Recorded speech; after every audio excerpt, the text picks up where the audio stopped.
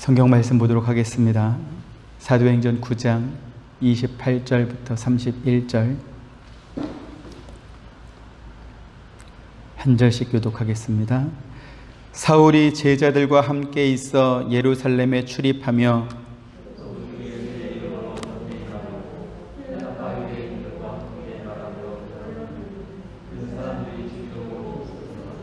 형제들이 알고 가이사랴로 데리고 내려가서 다소로 보내니라.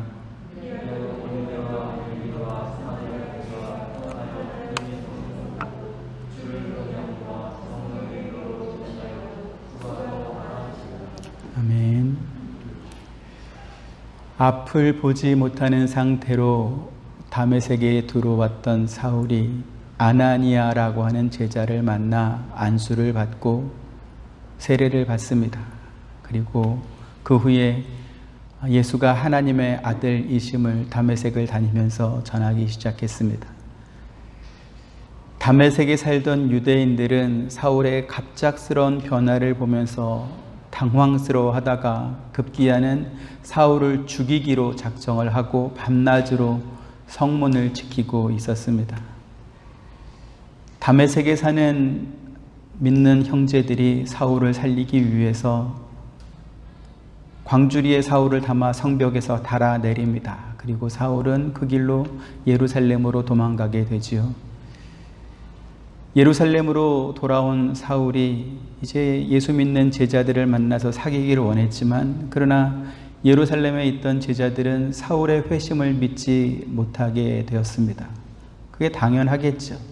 사울이 왜 다메섹으로 갔는지 이미 다 알고 있는데 어느 날 갑자기 와가지고 내가 예수를 믿게 되었다 이러면 그 말을 믿을 사람이 어디 있겠습니까? 그래서 그를 경계하고 그를 두려워했던 것입니다. 그때 바나바가 사울을 데리고 제자들에게 가서 사울이 다메섹에 가는 도중에 어떻게 예수님을 만났고 또 주님께서 그에게 무엇라고 말씀을 하셨으며, 그리고 사울이 다메섹에서 어떠한 일을 했는지, 얼마나 열심히 복음을 전했었는지, 그래서 그가 살해당할 위협을 느껴서 다메섹에 사는 형제들이 광주리에 담아서 내려져서 그가 도망오게 되었다, 이러한 사실들을 이렇게 제자들에게 다 설명해 주는 것입니다. 성경에는 이 바나바가 어떻게 사울에 대해서 이렇게 자세히 알게 되었는지 나와 있지는 않습니다. 다만 이 바나바의 사람됨에 대해서 성경은 이렇게 소개하고 있습니다. 사도행전 4장 36절 같이 보시죠. 구브로에서 난 레위족 사람이 있으니 이름은 요셉이라, 사도들이 일컬어 바나바라, 번역하면 위로의 아들이라 하니. 계속해서 11장 24절 또 보시죠.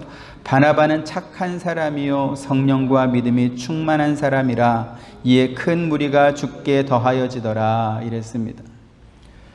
바나바는 착한 사람이고 성령과 믿음이 충만한 사람이었습니다. 그래서 본명인 요셉 대신에 위로의 아들이라는 뜻을 가진 바나바라는 이런 별명으로 앞으로 계속 불리게 되는 것입니다.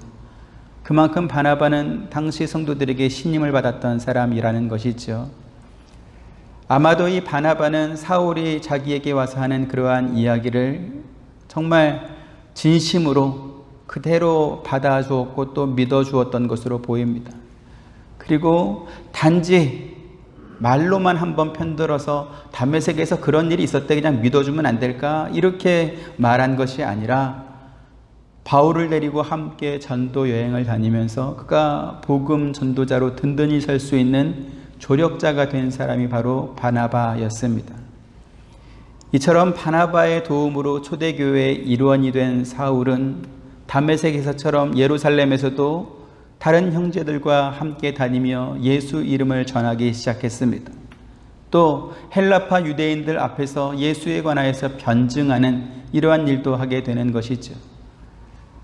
그러자 예루살렘에 있는 유대인들도 한바탕 소동이 일어나게 되는 것입니다. 그리고 다메섹에서처럼 이 사울을 죽여야 되겠다 하는 그러한 움직임이 또 보이기 시작합니다.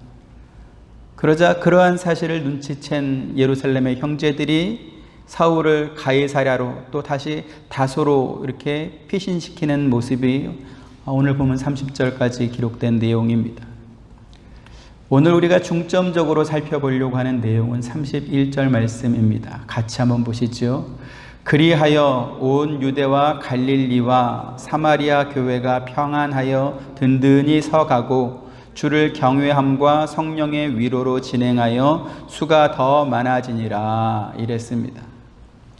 지금 이 말씀은 우리가 자세히 보지 않으면 오해하기 딱 좋은 그러한 말씀입니다.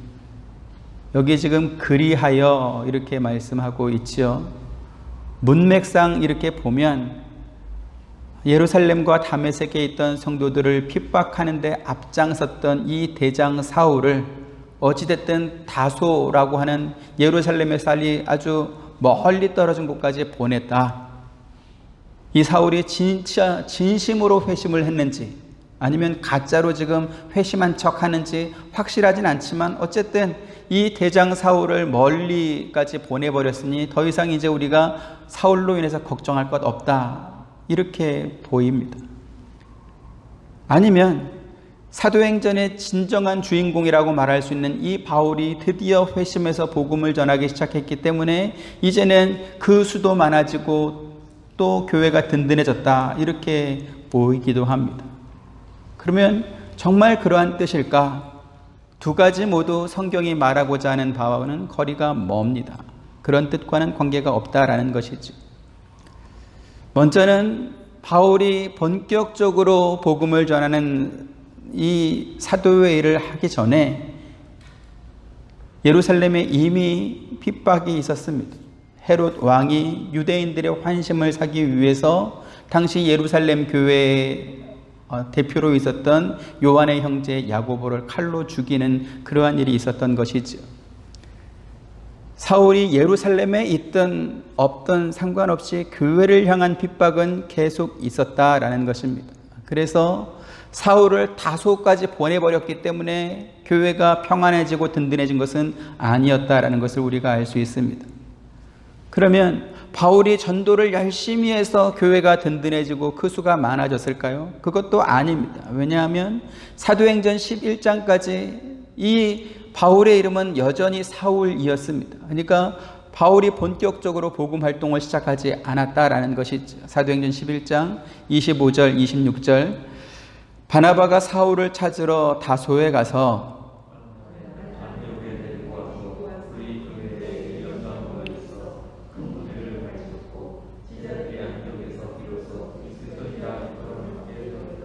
네, 지금 오늘 본문 사도행전 9장에서 이 사울을 다소로 보내지 않습니까? 그리고 11장 마지막에 바나바가 사울을 찾기 위해서 다소에 가서 거기서 만나서 안디옥으로 데리고 와서 1년 동안 사울도 가르치고 그 교회 성도들도 가르치면서 그래서 바울의 신앙이 이제 자라게 되는 그러한 모습이 지금 사도행전 11장에 기록되고 있는 것입니다. 오늘 본문에 등장한 사울 역시 마찬가지입니다. 사울이 한 일이 뭡니까? 다메섹에서는 광주리 타고 도망갔고 예루살렘에서도 형제들의 도움을 받아서 가해사랴를 거쳐서 다소까지 도망가는, 그러니까 도망갔다는 이야기 말고 사울이 무슨 교회를 위해서 공헌한 이야기는 전혀 없었다라는 것입니다. 그렇다면 오늘 본문 31절에 교회가 평안하여 든든히 서갔고 성도의 수도 많아졌다라고 하는 이것은 도대체 무슨 뜻인가 하는 것이죠. 우리가 이 말씀을 이해하기 위해서는 성경이 말하는 뜻을 잘 알아야 되는 것입니다. 성경이 말하는 평안, 든든함은 세상이 말하는 것과 그 뜻이 같지 않습니다. 세상이 말하는 평안이나 든든함은 무엇입니까?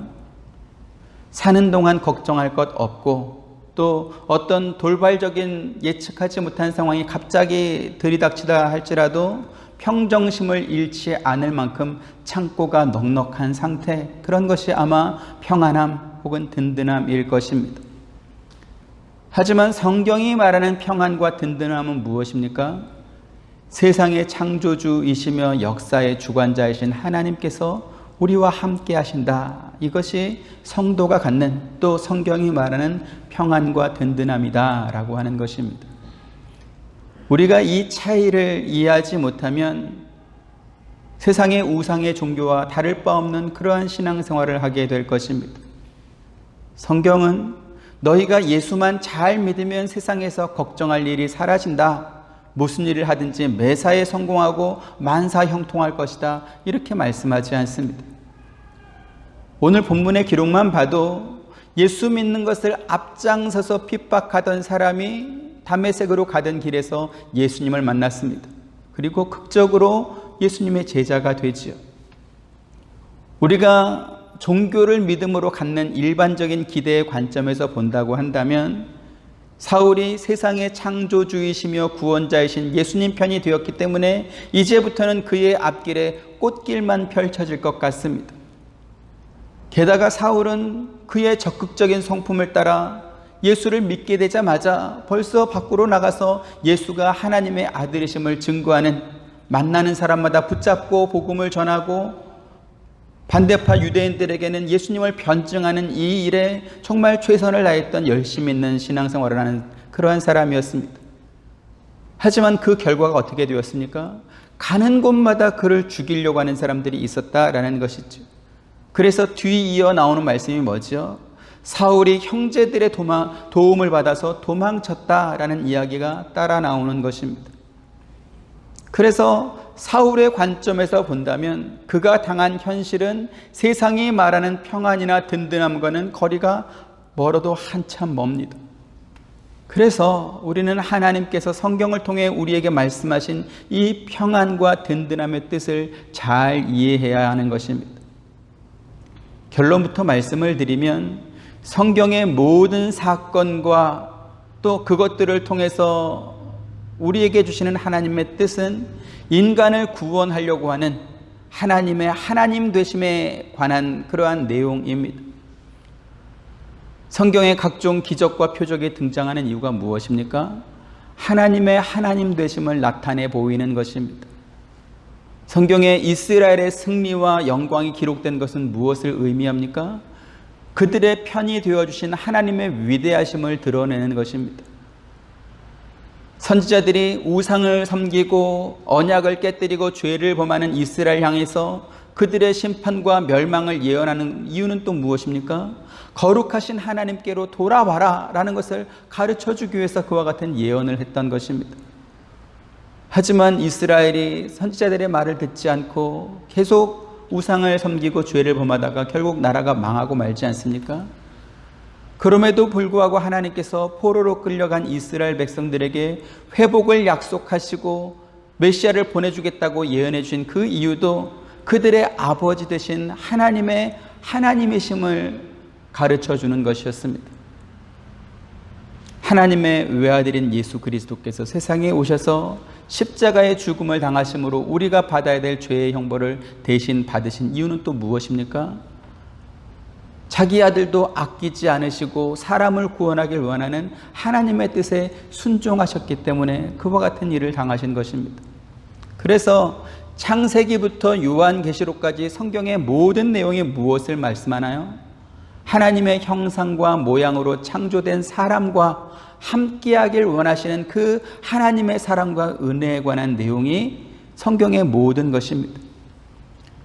비록 사람이 하나님 앞에 범죄해서 타락했다 할지라도 또 하나님께서 그들에게 끊임없이 사랑으로 은혜로 기적을 베푸시고 말씀을 주셨지만 그들이 하나님과 반대편으로 도망갔다 할지라도 하나님께서는 그 사람에 대한 사랑을 포기하지 않으셨습니다. 그 포기하지 않는 사랑이 때로는 기적으로 나타나 보였고 때로는 선지자를 통한 책망으로 나타났고 또 때로는 징계와 채찍으로 나타났던 것이죠. 성경에 하나님의 사랑을 받은 사람들이 참 많이 있지만 그 중에 정말 강력하게 하나님의 사랑과 은혜를 체험했던 사람이 있습니다. 욥이라고 하는 사람입니다. 욥은 우리가 생각했을 때 그가 고난을 당하고 절망해야 될 이유가 전혀 없는 사람입니다. 욥기 1장에 보면 욥이 하나님 앞에 정말 정직하고 바르게 살기 위해서 얼마나 애를 썼는지 분명하게 기록되어 있습니다. 본인도 죄를 범하지 않기 위해서 애를 썼을 뿐만 아니라 혹시라도 자녀들이 자기들끼리 모여서 파티를 하다가 마음으로라도 하나님께 범죄했을까 싶어서 명수대로 자녀의 명수대로 번제를 드렸던 그러한 사람이 욥입니다. 그럼에도 불구하고 하나님께서는 그 욥에게 좌절과 불행의 고통으로 이렇게 다가오셨죠. 간섭하셨죠. 욥은 자기가 당면한 그 현실 앞에서 내가 왜 이와 같은 고통을 당해야 되는지 모르겠다 이러면서 자기의 생일까지 저주하면서 친구들과 이렇게 변론을 하죠. 논쟁을 벌입니다. 하지만 마지막에 자기를 찾아오셔서 간섭하시고 또 알려주시는 그 하나님을 만납니다. 그리고 욥이 하는 고백이 무엇입니까? 내가 지금까지는 귀로만 하나님을 들었지만 이제 내가 눈으로 하나님을 뵙습니다. 이러면서 눈으로 하나님을 보는 그 믿음까지 성장하게 되는 것입니다. 이렇게 말씀을 드리면 아마 여러분들은 이런 마음이 또 드실 것입니다. 야, 그러면 우리도 욥과 같은 그러한 믿음을 가지려면 나도 그와 같은 고통을 당해야 되느냐? 내가 어떻게 그렇게 그런 고통을 당할 수 있냐? 이러한 생각을 하게 될 것입니다. 사람마다 그 모양은 조금씩 다를지 모르겠지만 성경에 기록된 모든 믿음의 사람들은 욥과 같은 그러한 연단과 훈련의 과정을 통해서 정금 같은 믿음을 갖게 되었다라는 사실을 또 우리가 발견하게 됩니다. 아마 여러분들은 학창시절에 이런 경험을 한 적이 있을 것입니다. 공부 안 해도 시험 잘 보는 방법은 없을까? 체력장 연습 안 해도 턱걸이 많이 하는 그러한 방법은 없을까? 이런 생각 아마 해보셨을 것입니다. 지금도 아마 비슷하겠죠. 힘들게 일하지 않고 돈 많이 버는 방법은 없을까? 맛있는 거 실컷 다 먹고도 살 안 찌는 방법은 없을까? 운동 안 해도 건강해지는 방법은 없을까? 이런 생각들입니다. 아마 말도 되지 않는다. 그런 일은 없다. 다 인정하실 것입니다. 그렇죠? 우리가 늘 평안하고 부족한 것 하나 없고 고민할 것이 전혀 없음에도 불구하고 하나님을 의지하는 사람 있을까요? 없을까요? 아마 거의 없을 것입니다. 사람은 뭔가 불편한 것이 생겨야 그제서야 하나님 앞에 나오게 됩니다. 그러고 보면 우리가 가진 신앙이라고 하는 것이 하나님을 의지하고 바라보기보다는 고통을 면하고 평안을 연장하는 쪽에 훨씬 더 무게중심이 있는 것을 우리가 발견하게 됩니다.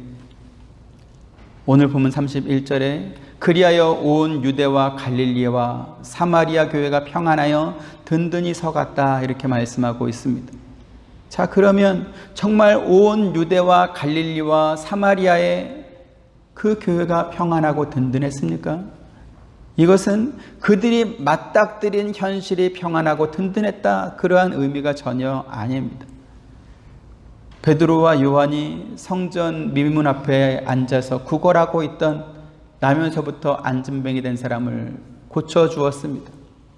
그 결과 어떻게 됐습니까? 끌려가서 감옥에 갇혔고 협박을 당해야만 했습니다.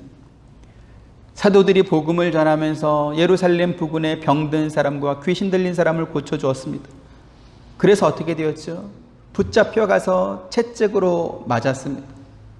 스데반은 돌에 맞아 순교했고요. 빌립은 예루살렘 교회에 일어난 핍박 때문에 사마리아로, 자기 고향도 아닌 사마리아로 가서 복음을 전해야만 했습니다. 이처럼 예루살렘과 유대와 갈릴리 지방에 벌어진 이러한 외적인 상황들만 보면 초대교회가 평안하고 든든하다라고 말할 수 있는 요소는 하나도 없다는 것을 우리가 알 수 있을 것입니다. 하지만 그럼에도 불구하고 초대교회가 평안하여 든든하게 서갔다 이렇게 말씀하는 것은 그들이 가졌던 기준, 평안과 든든함의 기준이 세상의 기준과 달랐다라는 것을 우리는 알 수 있는 것입니다. 그러면 그들이 가진 기준은 무엇이었습니까? 오늘 본문에 주를 경외함과 성령의 위로함이었다 이렇게 말씀하고 있는 것입니다. 그리고 그것을 증명하는 가장 대표적인 사건이 바로 사울의 회심이었습니다. 외적으로만 보면 예수님을 십자가에 못 박아 죽이고 스데반을 돌로 쳐서 죽인 이 대제사장과 바리새인의 무리들이 승리한 것처럼 보였습니다. 살기가 등등한 눈으로 예루살렘뿐만 아니라 이제는 다메섹에 있는 성도들까지 전부 다 체포해 오겠다 이렇게 나섰던 이 사울의 기세는 정말로 대단했습니다. 오죽하면 사도들을 제외한 예루살렘의 모든 성도들이 다 사방으로 흩어져야만 했을까요? 그런데 그렇게 스데반이 순교하고 성도들이 다른 나라로, 다른 도시로 이렇게 흩어져야만 했던 이 이유가 하나님께서 당신의 백성들을 이렇게 보호하고 지켜줄 힘이 없는 연약한 분이었기 때문에 그렇게 된 것이다, 이러한 것이 아니었다라는 것이죠. 오히려 성도들은 자기들을 핍박하는 일에 최전방에 있었던 이 사울이 회심하는 사건을 보면서 성도들을 위로하시는 하나님의 능력과 그 방법이 차원이 다르다라는 것을 깨닫게 되는 것입니다. 베드로가 누굽니까? 대제사장 가야바의 뜰에서 한 여종이 베드로, 당신도 예수와 함께 있는 것을 내가 봤다, 이렇게 말하니까 나는 그런 사람 아니다, 나 그런 사람 아니라는데 왜 자꾸 그렇게 말을 하느냐, 심지어는 예수의 이름을 저주하면서까지 부인했던 그러한 사람이 베드로였습니다. 그런데 그랬던 베드로가 이제는 붙잡혀서 위협을 당하고 채찍에 맞고 옥에 갇히고 그러한 일을 경험하면서도 오히려 자기를 붙잡은 사람들 앞에서 담대하게 예수의 이름을 증거할 수 있는 그러한 사람으로 변화되었습니다. 히브리서 기자의 말처럼 베드로뿐만 아니라 초대교회 성도들은 이러한 사람은 세상이 감당하지 못하는 그러한 사람으로 변화되었다라는 것이죠. 어떻게 이와 같은 일이 있을 수 있었을까요? 예수님께서 자기를 신문하는 빌라도를 물리치고 그로부터 정권을 빼앗고, 그래서 자기 제자들 베드로를 비롯해서 자기 제자들에게 이렇게 높은 고관직을 이렇게 다 줘서 권력을 줘서 이렇게 변한 것이 아닙니다. 오히려 예루살렘 교회에 일어난 이러한 핍박과 그로 인해서 성도들이 각지로 흩어질 수밖에 없었던 이러한 일들이 하나님께서 뜻을 가지고 역사하는 것이다 라는 것을 깨닫게 되는 것이죠. 그리고 그 중심에 사울의 회심이 있는 것입니다. 우리가 환난을 당하고 우리가 핍박을 당하는 것이 하나님이 힘이 없고 연약하기 때문에, 혹은 우리가 뭔가 잘못된 길을 가고 있기 때문에 이렇게 환난을 당하는 것이다, 이것이 아니라 그러한 일을 통해서 땅끝까지 복음이 증거되고 또 그 일에 앞장섰던 저런 사울이라는 사람까지도 하나님께서 회심시켜서 변화시키는구나, 이러한 것들을 보면서 그들이 위로를 받고 평안해지는 것입니다. 이처럼 우리의 시각을 내가 중심이 된 현재적 관점에서만 보는 것이 아니라 역사를 주관하고 섭리하시는 하나님의 관점에서 보게 된다면 평안함과 든든함의 이 기준이 변하게 되는 것입니다. 무엇이 우리의 평안함과 든든함이냐라고 할 때 하나님께서 우리와 함께 하신다라는 것이 우리의 평안함과 든든함의 기준이 되는 것이죠. 마태복음 1장 23절에 이렇게 되어 있습니다. 같이 보시죠. 시작. 보라, 처녀가 잉태하여 아들을 낳을 것이요 그의 이름은 임마누엘이라 하리라 하셨으니 이를 번역한즉 하나님이 우리와 함께 계시다 함이라. 아멘. 예수님께서 아직 세상에 오시기 전에 천사가 마리아에게 수태고지를 하면서 주었던 이름이 무엇이었습니까? 임마누엘, 하나님이 우리와 함께 하신다라는 그 이름이었습니다. 이러한 위로에 관해서 사도 바울이 고린도후서 1장에서 이렇게 고백하고 있습니다. 1장 3절에서 9절까지인데 아마 여러분들 혹시 볼펜을 가지셨으면 여기 이제 위로라는 말이 자꾸 나옵니다. 몇 번이나 위로라는 말이 나오는지 한번 체크해 보시기 바랍니다. 한번 같이 보시죠. 1절부터 읽겠습니다. 찬송하리로다. 그는 우리 주 예수 그리스도의 하나님이시요 자비의 아버지시요 모든 위로의 하나님이시며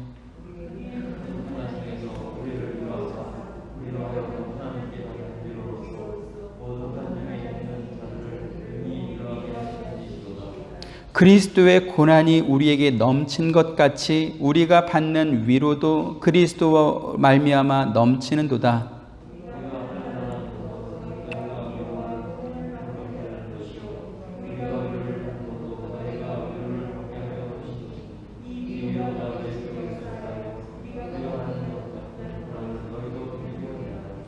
너희를 위한 우리의 소망이 견고함은 너희가 고난에 참여하는 자가 된 것 같이 위로에도 그러할 줄을 알미라.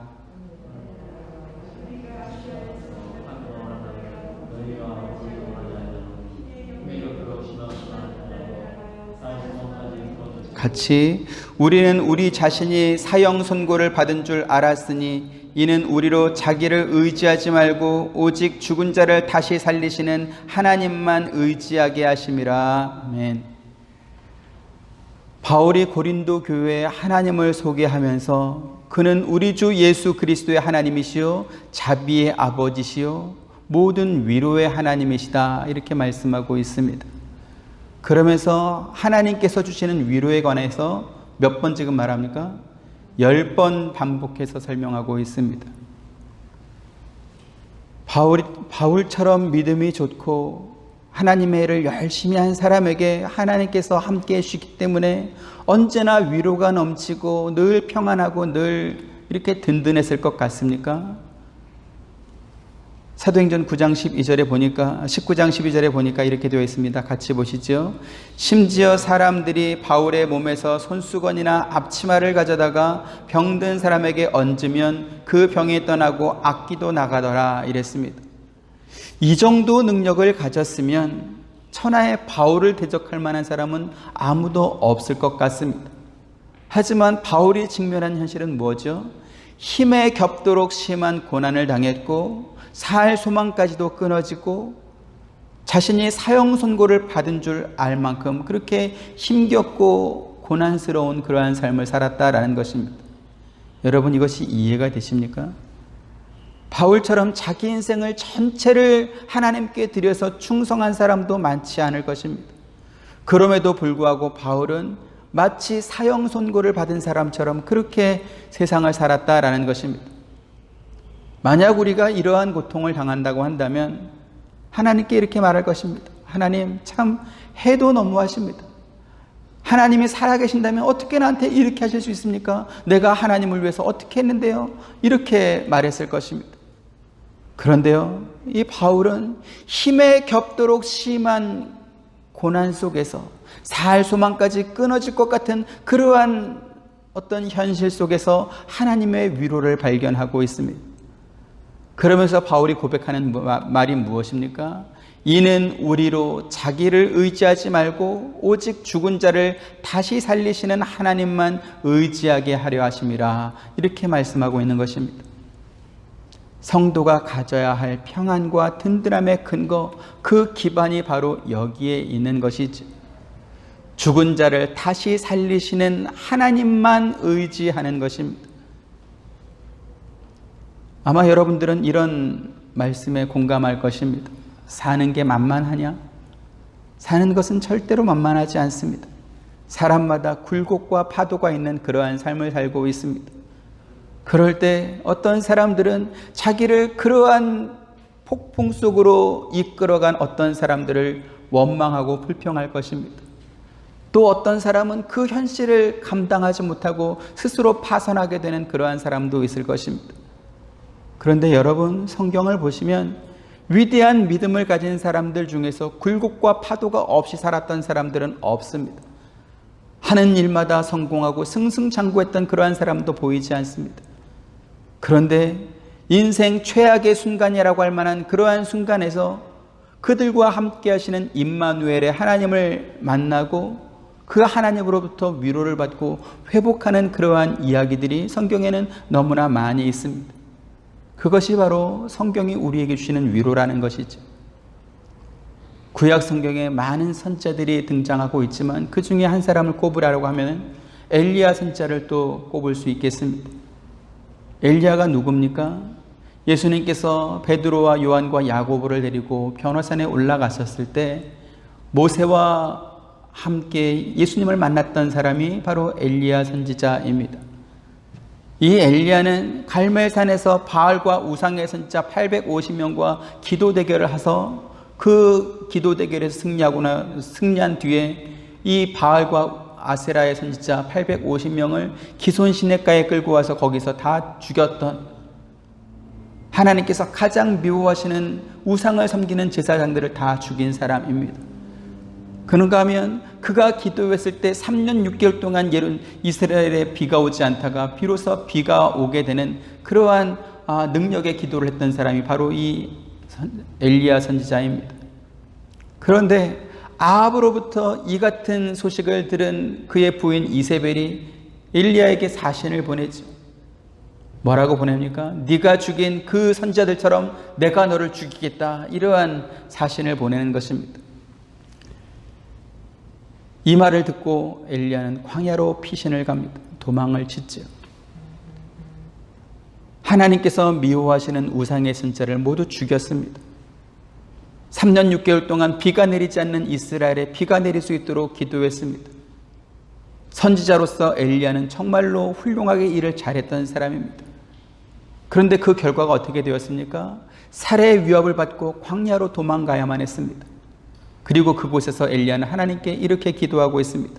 열왕기상 19장 4절 같이 보시죠. 자기 자신은 광야로 들어가 하룻길쯤 가서 한 로뎀나무 아래에 앉아서 자기가 죽기를 원하여 이르되 여호와여 넉넉하오니 지금 내 생명을 거두시옵소서. 나는 내 조상들보다 낫지 못하니이다 하고 이렇게 기도하는 것입니다.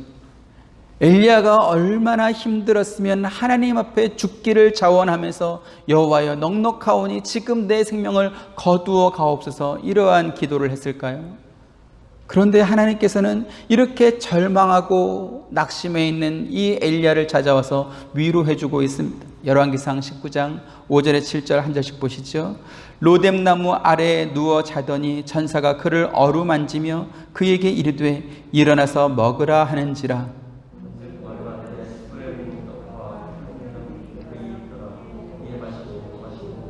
같이 여호와의 천사가 또다시 와서 어루만지며 이르되 일어나 먹으라, 네가 갈 길을 다 가지 못할까 하노라 하는지라, 이렇게 말합니다. 여러분, 이 말씀을 자세히 보셔야 합니다. 엘리야가 하나님 앞에 범죄하고 그래서 광야로 도망간 것이 아닙니다.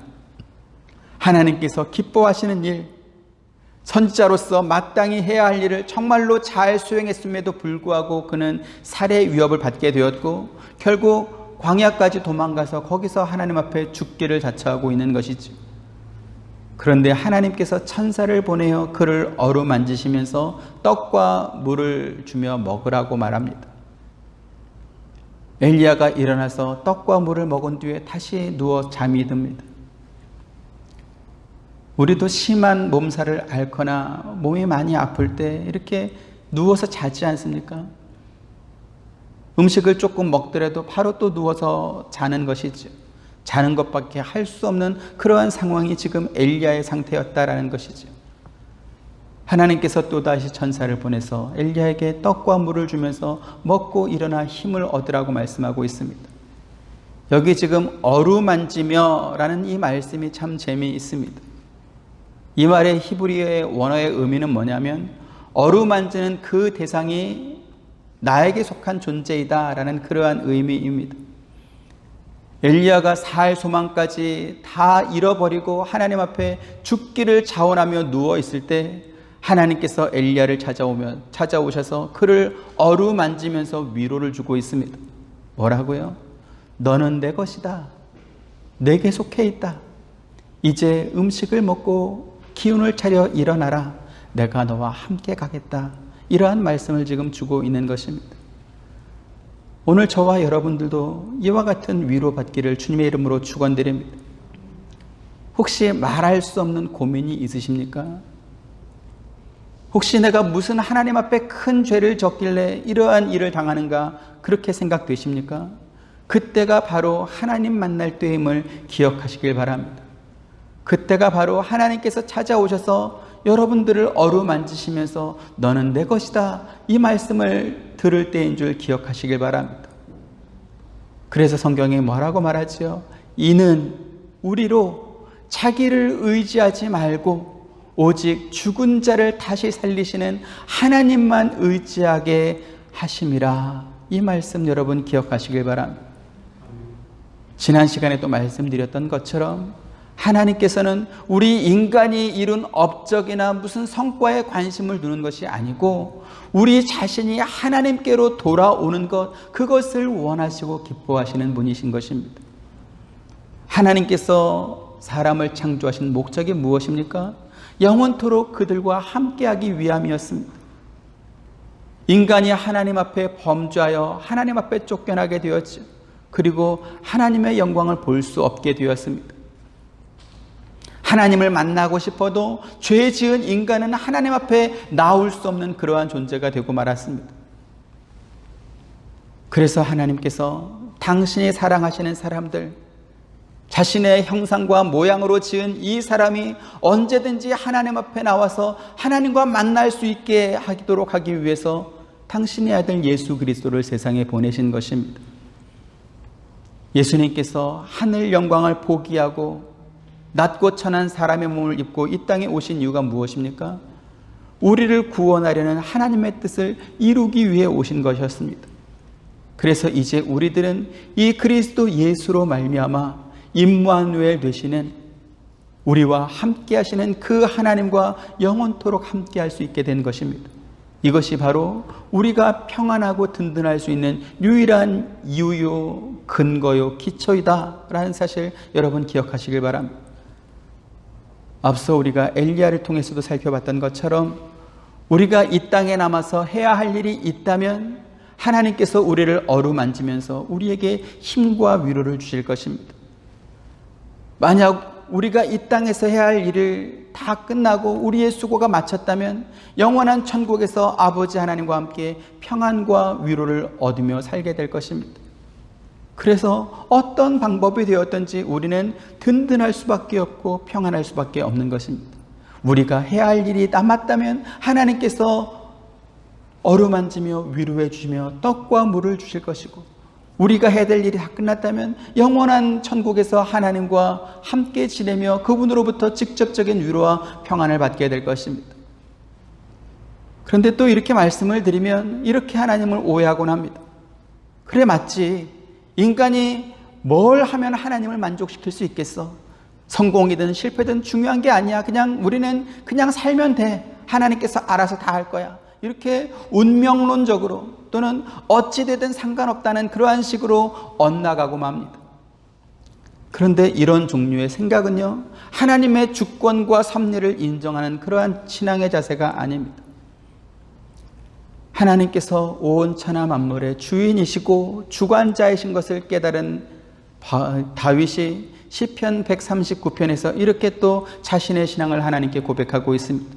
시편 139편 1절에 4절, 여호와여 주께서 나를 살펴보셨으므로 나를 아시나이다.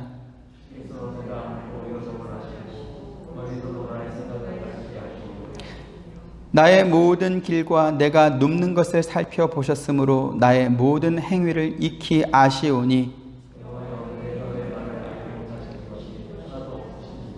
네, 다윗은 하나님께서 자기의 생각과 모든 행위를 다 아시는 분인 것을 알았습니다. 그래서 다윗이 고백하죠.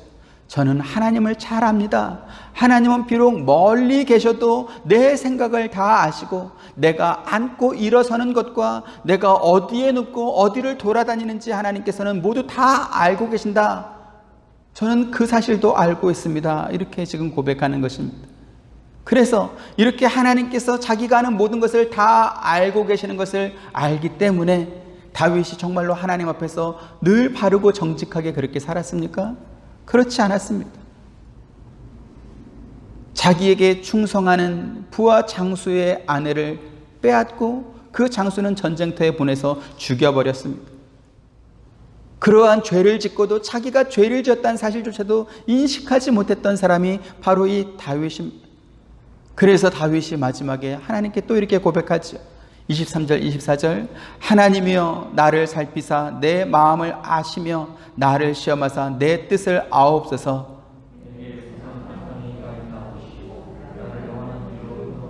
네, 다윗은 하나님 앞에 정직하고 바르게 잘 살았던 사람 중에 한 사람입니다. 그가 하나님 앞에 잘한 일이 참 많습니다. 그의 일생의 소원도 하나님의 성전을 건축하는 것일 만큼 하나님에 대한 사랑과 그의 충성은 성경에 기록된 다른 어떤 사람과 비교해도 전혀 떨어지지 않습니다. 하지만 그랬던 그 다윗이 하나님 앞에 고백하는 것이 무엇입니까? 하나님은 저를 잘 아시지 않습니까? 제가 어떤 인간인지 하나님은 잘 아십니다. 저는 죄인입니다. 제가 하는 것은 악을 행하는 것 말고는 할 줄 아는 게 없습니다. 그러니까 하나님, 제가 한 행동대로 갚지 마시고 하나님의 은혜와 그 긍휼로 저를 용서하시고 영원한 길로 인도해 주옵소서. 바로 이것이 주를 경외하고 성령의 위로를 기대하는 사람의 신앙 자세인 것입니다. 또 이와 같은 믿음이 우리 신앙의 기초가 될 때에 우리가 늘 하나님 앞에 잘하는 것만 하겠습니까? 하나님께서 기뻐하고 좋아하실 일만 하겠습니까? 때로 우리가 시험에 빠지기도 하고 죄를 범하는 상황에 부딪힌다 할지라도 평안하고 든든함을 유지할 수 있는 그 힘과 근원이 어디에 있습니까? 바로 이 다윗의 신앙 고백에 있는 것입니다. 우리가 구원 얻는 믿음에 대한 지식을 확실하게 갖고 또 우리의 삶 가운데서 하나님과 동행하는 경건한 신앙생활을 아무리 잘한다 할지라도 그 근거를 자기 자신에게서 찾는다면 우리는 언제든지 넘어질 수 있습니다. 우리는 죄를 이길 힘이 없습니다. 어떤 유혹이나 시험이 온다 할지라도 넘어지지 않고 멋지게 통과할 그러한 능력이 우리에게는 없습니다. 다윗처럼 하나님의 마음에 합한 사람이라는 그러한 말을 들었던 다윗조차도 한 번 유혹이 오니까 그 죄에 빠져서 허우적대지 않습니까? 그래서 다윗이 뭐라고 고백하죠? 하나님, 저라는 인간이 어떤 존재인지 하나님 잘 아시지 않습니까? 제발 제가 한 행동대로 갚지 마시고 저를 좀 예쁘게 봐주십시오. 이와 같은 기도를 지금 하고 있는 것입니다. 우리 믿음의 근거와 힘은 내가 하나님을 붙잡고 있는 것이 아니고 하나님께서 우리를 붙잡고 있는 것입니다. 초대교회 성도들이 극심한 환난과 핍박을 받으면서도 그들의 마음이 평안하고 든든할 수 있는 이유가 어디에 있었습니까? 바로 하나님께서 그들과 함께 하시며 하나님께서 그들을 붙잡고 있다는 사실을 알았기 때문에 그들이 맞닥뜨린 현실과 상관없이 그들의 마음이 평안하고 든든할 수 있었던 것입니다. 바울이 살 소망까지 끊어질 만한 그러한 심한 환난과 고난 속에서도 평안하고 든든할 수 있는 이유가 또 어디 있었습니까? 바로 하나님께서 그와 함께 하시며 하나님의 손이 그를 붙잡고 있다는 것을 알았기 때문에 그러한 믿음을 가질 수 있었던 것입니다. 오늘 저와 여러분, 우리 하와이 서부 장로교회도 이와 같은 믿음을 갖게 되기를 주님의 이름으로 축원드립니다. 때로 우리가 하나님 앞에 착한 행실을 할 때도 있을 것입니다. 때로 우리가 시험에 빠지고 죄에 물들 때도 있을 것입니다. 어떤 상황이든지 우리가 절대 흔들리지 않고 바른 믿음, 좋은 믿음을 가질 수 있는, 평안하고 든든할 수 있는 이유가 어디에 있습니까? 하나님께서 우리와 함께 하신다. 하나님의 긍휼의 손이 나를 붙잡고 있다. 하나님의 뜻이 나를 향하고 있는 한 나는 결단코 넘어지고 쓰러지지 않는다라는 이러한 믿음이 저와 여러분 우리 가운데 있게 되기를 주님의 이름으로 축원드립니다. 은혜로우신 아버지 하나님, 감사합니다. 우리가 하나님을 붙잡고 있는 것이 아니고 하나님께서 우리를 붙잡고 있습니다. 우리 믿음의 근거는 하나님의 어루만지심이 우리에게 있다라는 것입니다. 맞닥뜨린 현실이 고난이고 고통이고 괴로움의 연속이라 할지라도 하나님께서 우리를 기억하시고 나를 사랑하고 있다는 이 사실을 늘 기억하며 때로 우리가 죄에 빠지고 실수와 실패와 시험 속에서 벗어나지 못하는 그러한 상황에 있다 할지라도 내가 한 행위대로 갚지 않으시고 하나님의 긍휼과 은혜와 사랑으로 붙잡고 계신 그 하나님과 나를 위해 십자가 위에서 죽으신 그 예수 그리스도의 은혜로 말미암아 다시 한번 주 앞에 설 수 있는 힘과 능력을 얻고 주 앞에 담대히 나아가는 우리의 바른 신앙이 될 수 있도록 인도하여 주옵소서. 예수님의 이름으로 기도드립니다. 아멘. 지금은 우리 주 예수 그리스도의 은혜와 하나님의 크신 사랑과 보혜사 성령님의 감화감동 교통하심이 임마누엘 되시는 하나님을 믿고 의지하며 또 그 하나님께서 우리를 붙잡고 있다는 이 사실을 든든함으로 삼고 살아가는 사랑하는 성도들의 머리 위에와 교회와 가정과 하시는 모든 일들 가운데 지금부터 영원토록 함께 있기를 축원하옵나이다.